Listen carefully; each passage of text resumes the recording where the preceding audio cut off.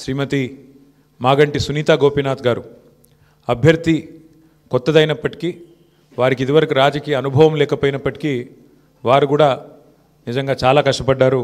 చాలా పెద్ద ఎత్తున వారు కూడా పోరాటం కూడా చేసినారు. చివరి రోజు మరి ఏ రకంగా వారు పోరాడినారో మీరందరూ కూడా చూశారు. వారికి కూడా నా అభినందనలు. ఎందుకంటే కొత్త అభ్యర్థి అయినప్పటికీ ఎక్కడా కూడా ప్రత్యర్థి ముఖ్యంగా అధికార పార్టీ అయినప్పటికీ అధికార యంత్రాంగం మొత్తం ఉన్నప్పటికీ వారు కూడా మొక్కవోని ధైర్యంతో కొట్లాడినారు. సునీతా గోపీనాథ్ గారికి మనస్ఫూర్తిగా నా అభినందనలు.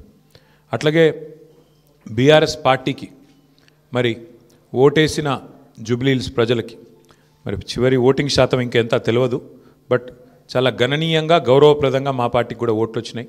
మరి మాకు ఓటేసిన జూబ్లీహిల్స్ ప్రజలందరికీ కూడా పేరు పేరున వారికి కూడా కృతజ్ఞతలు.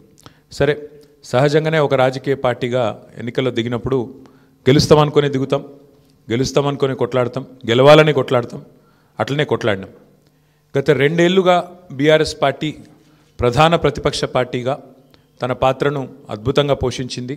ప్రజా సమస్యలను మరి కేంద్రంగా చేసుకొని ప్రజల వాదనను, ప్రజల వేదనను ఇవాళ ప్రభుత్వం ముందు పెట్టడంలో, అది శాసనసభలో అయితేనేమి, ప్రజాక్షేత్రంలో అయితేనేమి, సోషల్ మీడియాలో అయితేనేమి చాలా బలంగా బీఆర్ఎస్ పనిచేస్తున్నది. మా పని ఇట్లాగే భవిష్యత్తులో కూడా కొనసాగుతూనే ఉంటుంది.